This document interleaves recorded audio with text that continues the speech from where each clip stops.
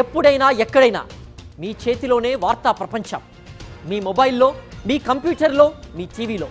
సాక్షి TV digital ప్రసారాల కోసం login అవ్వండి www.youtube.com/సాక్షి TV.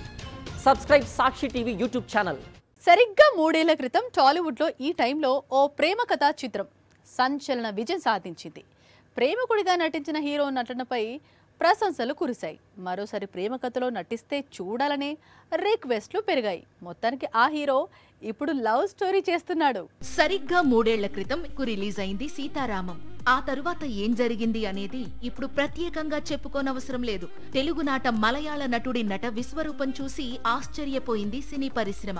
Dulquer Mrunal ప్రేమ కథా చిత్రం ఈ సినిమాకు సరాసరి 100 కోట్ల వసూళ్లను తెచ్చిపెట్టాయి. సీతారామం తరువాత కూడా దుల్కర్ తెలుగులో వరుసగా చిత్రాలు చేస్తున్నాడు. ఆల్రెడీ లక్కీ భాస్కర్ తో మరోసారి 100 కోట్ల వసూళ్లను చూశాడు.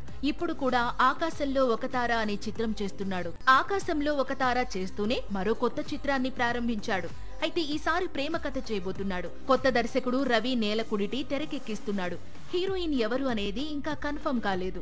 ఒకవేళ మృణాలైతే మాత్రం బాక్సాఫీస్ దగ్గర సీతారామం మ్యాజిక్ రిపీట్ కావడం ఖాయం అంటున్నారు దుల్కర్ టాలీవుడ్ ఫ్యాన్స్.